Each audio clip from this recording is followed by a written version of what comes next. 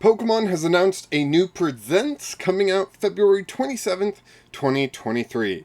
And I'm going to give some speculation about what we're going to see there.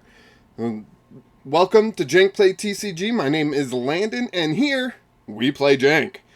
And I already recorded this, but the audio didn't record. So, before work, really quick, I am recording this again. So I have a video today that actually works. So I do apologize about all this fiasco going on, but let's go ahead and jump into the speculation, the fun part of the video. Speculation is a lot of fun if you don't let it kind of define expectations. The whole point of speculation is to look forward to something, not be upset when that thing doesn't happen. So, I just want to throw that out there, that little kernel there thrown out. Just keep people's expectations in check, and I think, especially since we just got Gen 9, there's not much expectations. And I don't think there's going to be much in TCG announcements. I'll get to that. That's going to be like the last thing I talk about, just because I don't think there's much going on there. And I know this is not how you do a video like this. You put the big meat of it at the end to keep people watching through the whole thing. But I don't really care.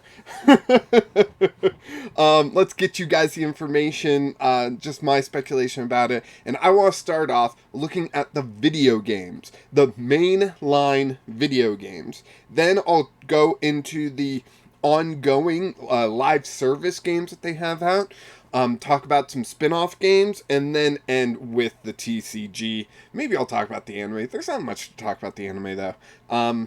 So let's go ahead and jump into the mainline Pokemon series, video game series, which we just had Scarlet and Violet released a few months ago. So I'm not really expecting Gen 10. I don't think Gen 10 is going to be realistic until 2026. The reason for that is because that is their anniversary. That's like their 30-year anniversary. Pokemon mainline games have been on a 3-year cadence recently, from Sun and Moon to Sword and Shield to Scarlet Violet, 3 years, 3 years, 3 years, you know.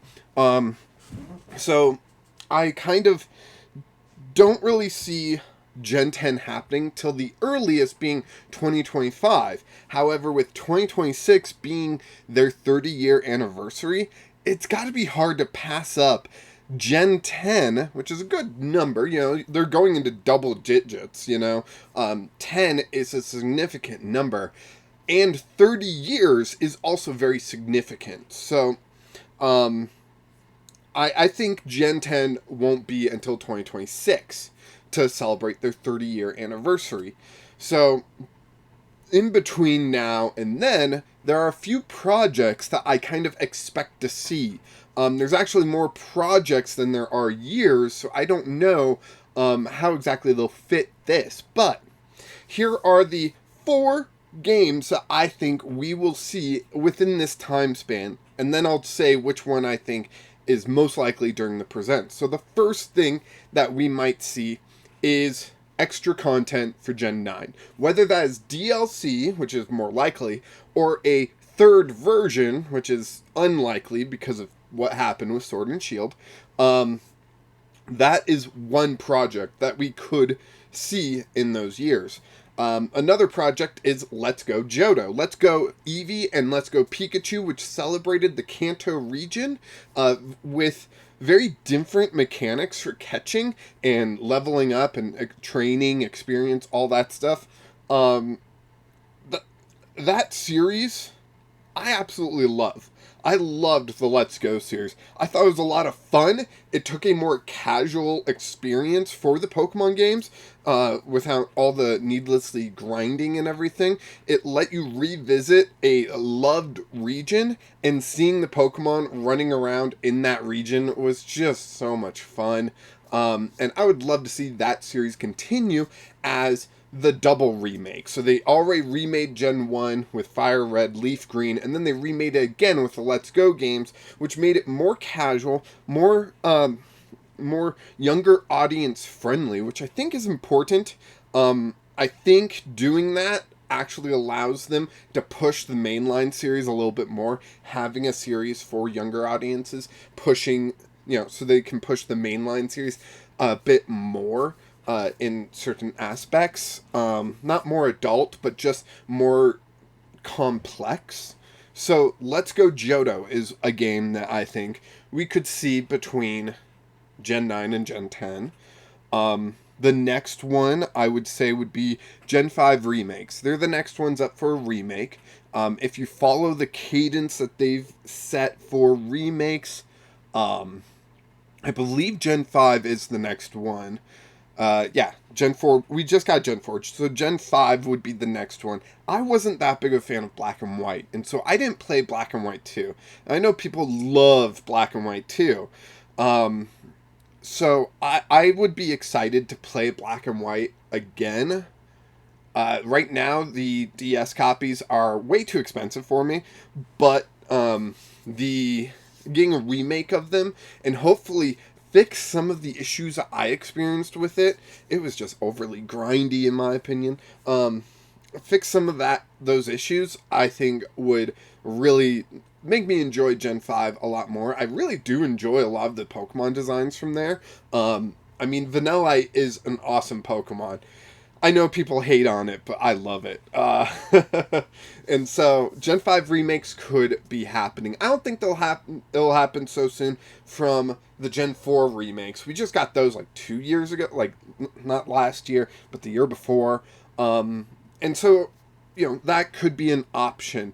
That is one generation where I think they should remake Black and White and Black and White 2 separately, rather than the way that they've kind of been doing remakes, except I guess, I don't know, Gen 4 remake, I didn't even finish. With that, I don't think they had a lot of the Platinum content in the remakes, but the Gen 3 remakes, it involved some of the Emerald content that was missing from Sapphire and Ruby, but in the remakes they kind of add it into Omega Sapphire and Alpha Ruby, or did I have those backwards? Omega Ruby, Alpha Sapphire, that's the way. Right, so I think that is one generation where those will be 2 separate remakes, and then the last mainline series sort of game that they could be working on in between Gen 9 and Gen 10 is another Legends game. What region would it be? Who knows? They have plenty to really dive into and look at. But I think that is one game series that we could see more of. But we did get Legends just like a year ago, so I'm not expecting that to be announced. I'm really only expecting DLC. I'm expecting DLC for Scarlet and Violet to be announced at this Pokemon Presents. I think that's the most realistic announcement that we'll get from the Presents. If instead they try to go old school and do a third version of the game, then that probably will be pushed back to the following year. So this year would be Let's Go Johto. But my main assumption is DLC. DLC for Scarlet and Violet this year, and then next year maybe we'll get Let's Go Johto. So, yeah, I think that's a good amount of time to spend on that. That was way longer than I think I needed to. Next up, what did I say? The live service games that they currently have going on. There's 3 that I can think of. There is Pokemon Go, Pokemon Unite, and Pokemon Masters. Now, Pokemon Masters I played the least of. Pokemon Unite, I played for a little while, kind of got bored of it, and then Pokemon Go, I played for much longer, several years, but I just got bored with it. The game turned out to be more frustrating than I wanted, but this isn't a review. This is what we're going to see, and I think each one of those, we're going to see something new. We're going to see a new event. We're going to see maybe Gen 9 Pokemon coming to Pokemon Go. I don't know if they've already done that, but, we'll see more of that. Maybe legendaries will be in raids or something like that. But I fully expect to see an event tied to Gen 9 in Pokemon Go. For Pokemon Unite, it's going to be a new character. That's what I'm expecting. A new character, no idea what characters. They sometimes go really random. Mammoth one is in the game. So, if they put Breloom in the game, I'll come back for another round and see how much I enjoy it. Breloom is the best Pokemon, if you didn't know. Now you know. Fight me? No, I'm kidding. But yeah, Pokemon Unite, we're going to see a new character. And I'm sure with Pokemon Masters, we're going to see new waifus and new costumes and all that stuff. That's kind of what the game is.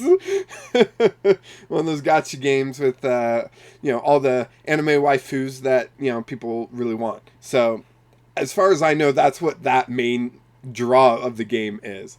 So those are the live services. Let's see, the spin-offs. This is where it gets a little bit more interesting, because we could see spin-off games, because those can come out kind of whenever. And first off, I want to say that it's been a while since we've seen a mystery dungeon. There's only one mystery dungeon on the Switch. It's Super Mystery Dungeon, as far as I remember. That's the only one. And, why couldn't we expect more? Why shouldn't we expect more? So, new Mystery Dungeon would be a crowd pleaser. A lot of people love that series. I struggled to get into it. I've played a couple of them, and I've enjoyed them for a short amount of time. Then I walk away, and when I come back, I'm completely lost. So, a new Mystery Dungeon would be fun. They did announce Detective Pikachu 2 a while ago.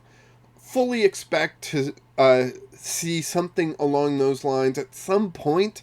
They'll probably actually want to time that release with the movie, which from my latest Google search, the movie is set to come out next year, 2024. So seeing Detective Pikachu 2 coming out this year, I think, is not likely. However, I think they need to remake Detective Pikachu 1 on the Switch, because I think a lot of people missed Detective Pikachu 1. It released on the 3DS, and I think it was near the end of the 3DS lifespan. I don't really remember the exact timing of this, but I remember thinking like, oh, they're still making 3DS games, okay.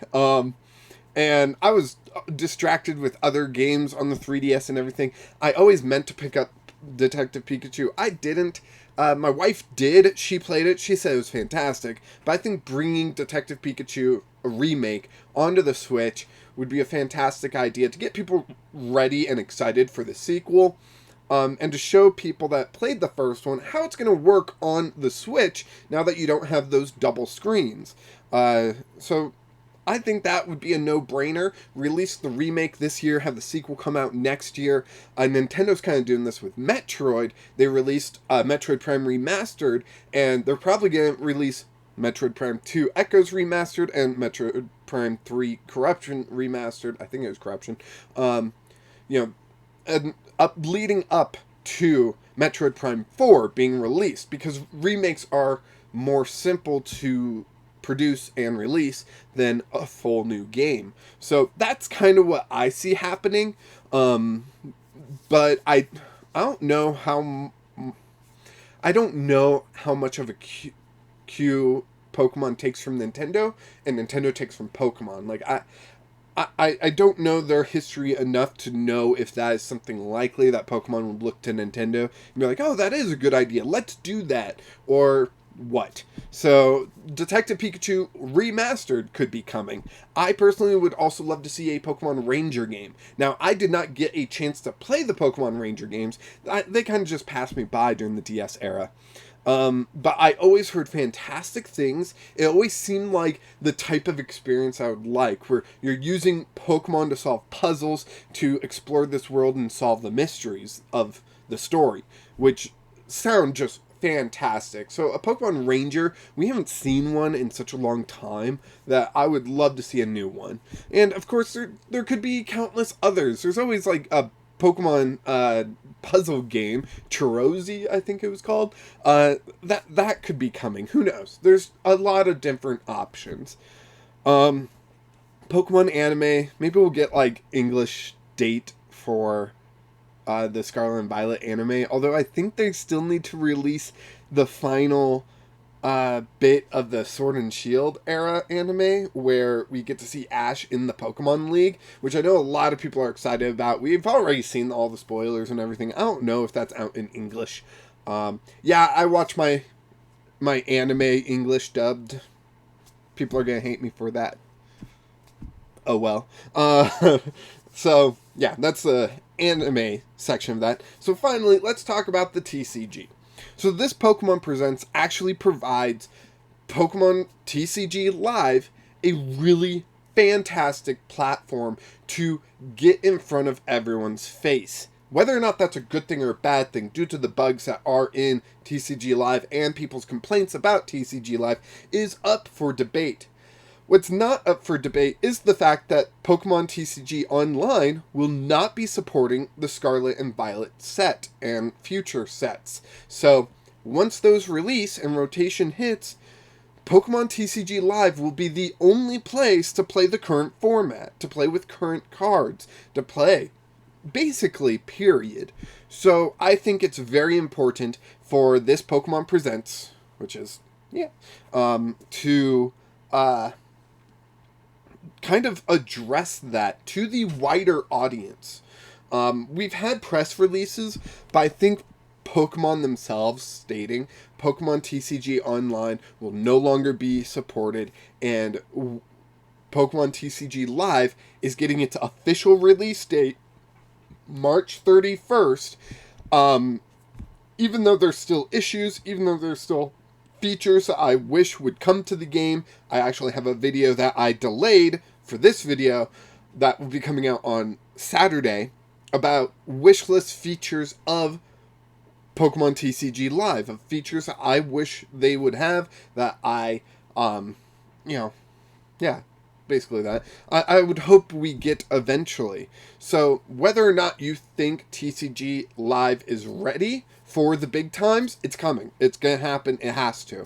And so I think it's a good idea for Pokemon to announce that, and I think the official release date of Pokemon TCG Live will be March 31st, 2023, to coincide with the release of Scarlet and Violet and the no longer supported Pokemon TCG Online. Because I don't think you can not support Pokemon TCG Online and still consider Pokemon TCG Live in beta.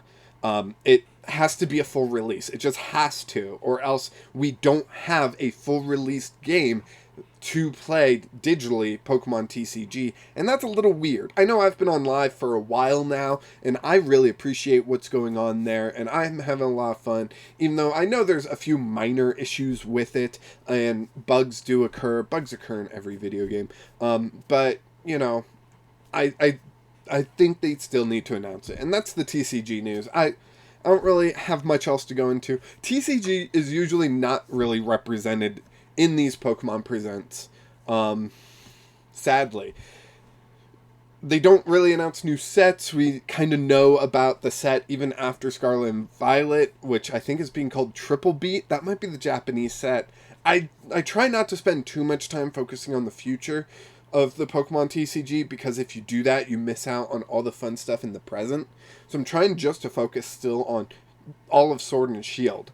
I am going through every set that is rotating this year, and kind of picking the best card from that set, building a deck around it, and playing it in the modern format. So I'm revisiting some things. So currently this week, I'm revisiting Zacian and Zamazenta V, which were so big when they came out, and playing with those this week, and it's a lot of fun to revisit some of these decks. These are more meta decks than what I'm used to playing. However, because they're so old and have been out of the meta for so long, I still find them to be pretty janky. Next week will be Rebel Clash, and of course, you gotta look at Dragapult when you go to Rebel Clash, and the following week will be Darkness Ablaze, and of course, you know the Pokemon from that, and so on and so forth. The most interesting ones, the most difficult ones on my end, will be Champion's Path and Shining Fates, because Shining Fates, not everything's rotating, and Champion's Path was such a small set. Hopefully it won't just be Galarian Weezing. It's a great card, but, there's other cards too, so I don't know. But yeah, thank you so much for watching. I hope this was fun. I hope you enjoyed watching this redo of a video, because the last one didn't record my audio. I don't know why. My microphone setting just changed to a different microphone for no reason, apparently. So, I don't know why that's happening. I wish I did. What else can I say? I think that's it. So please like this video, subscribe to the channel if you haven't already, if you enjoy what I do here. When we hit 100 subscribers, we will have the Discord server, and that's going to be a lot of fun. Just be able to more directly interact with each other, with the community, I think is going to be awesome. We can talk about Jank cards, Jank decks, Jank formats, Jank whatever, even different TCGs that maybe you think I need to check out. If you think I haven't checked them out already, I play a lot of TCGs. Yeah, I'm excited for when that happens. And of course, until next time, keep playing Jank.